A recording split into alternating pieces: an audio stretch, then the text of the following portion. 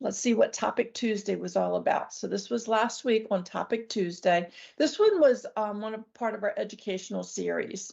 And I think it was Adam that wrote this because last week it was Duke. But so we're talking more and more about the CT and echo imaging for aortic disease. And these are two invaluable ways for doctors to diagnose and monitor our aortic disease. And so probably one of these two, either the CT scan or the echo imaging, the MRI, one of these are probably part of your surveillance schedule. So let's take a look. Hold on a So here we second. go. Tammy, Yes, which way is your left? this Okay, way, can I get you to move to your other way? Just a little bit, not right? too much. Yeah, not too much. There we go. Just a little bit Okay. more, a little bit more. Thank you. See Yeah, I me? want to see the second image. Oh, Yeah, was there you I go. right in the picture? Yeah, you're Okay. right in there. So I Thank you. can't see myself. Anybody listening, I can't see myself, but Josh is helping out here. So here are the two images. So the one, I'm assuming that both of these, no, it said that one is the CT scan and one is an echo and one is a CT. So I'm not sure which is which. I can't tell. But this week we want to build on our imaging theme by discussing a new type of test, which I'm not sure this is, well, it's new, but I hear about it a lot in the community. Magnetic resonance angiography is commonly known as MRA. There's so much information about this in our community. People talk about this all the time. So you're probably familiar with an MRI, or the magnetic resonance image, which works off of radio waves and magnetic physical properties to create an image. But MRA is a special type of MRI, which is able to look at an individual's blood vessels without the need for a catheterization. So he added a pro tip. The angiography will always refer to the act of visualizing within blood vessels and organs, including arteries and veins. In our case here, an MRA will help us look within the aorta and see any ballooning or an aneurysm or even a dissection. So here we go. Those are the images that you would be seeing. And I can't tell you which ones are dissections and which ones are aneurysms.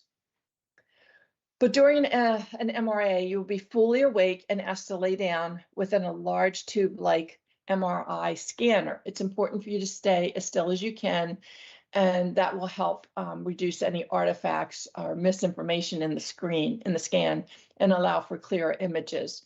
Using an MRA scanner will allow your healthcare providers to see exactly where along the aorta an aneurysm or dissection is formed, and the diameter and length of the disease, which will include any branch vessels coming off of the aorta.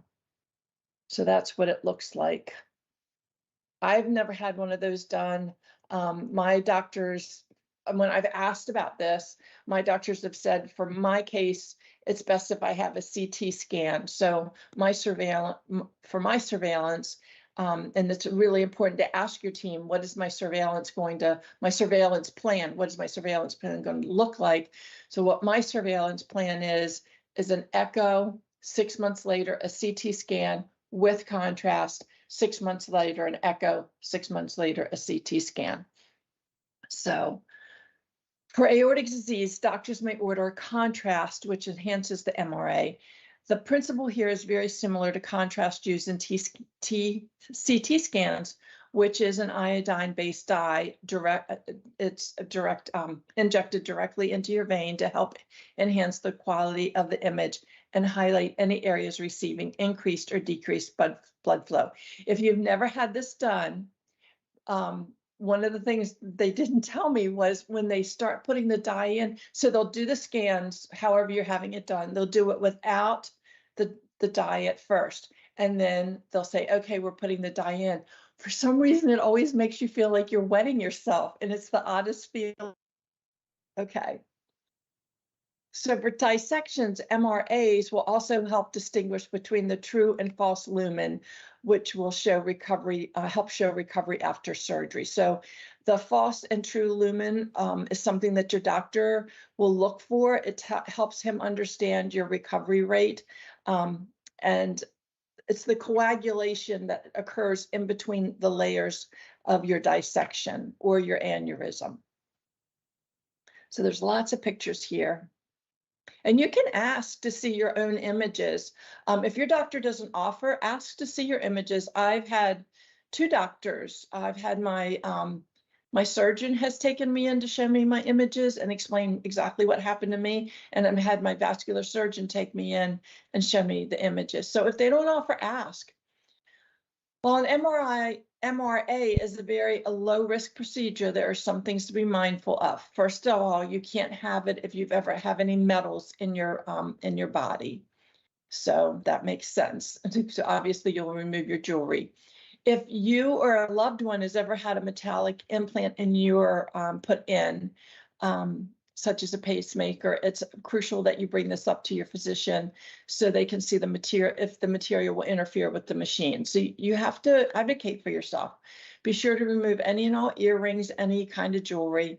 And additionally, if you have ever had a tattoo done at home or outside of a licensed tattoo parlor, it's important to bring this up because of metallic components. With regards to the contrast enhanced MRA, some people may experience mild discomfort during the dye insertion, including tingling at the injection site or an abnormal taste. I've had the abnormal taste, but I've never had the tingling. These symptoms will go away on their own, but be sure to communicate any discomforts to your doctor. But that's where I was telling you, you will get the feeling that you've wet yourself. Your body gets real warm and all of a sudden you think you wet yourself, but you haven't. Finally, you need to let them know if you've ever had an allergic reaction to any kind of contrast dyes or anybody in your family. Also, if you've ever been told you had any kind of kidney disease, you would not want to have this dye put back in. And the important thing with the dye is when you do leave, drink as much water as possible, and that will really help. So that was from Adam, and we thank Adam for that. And he says, always think aorta, which is very true. So always think aorta, and help your doctors think aorta too.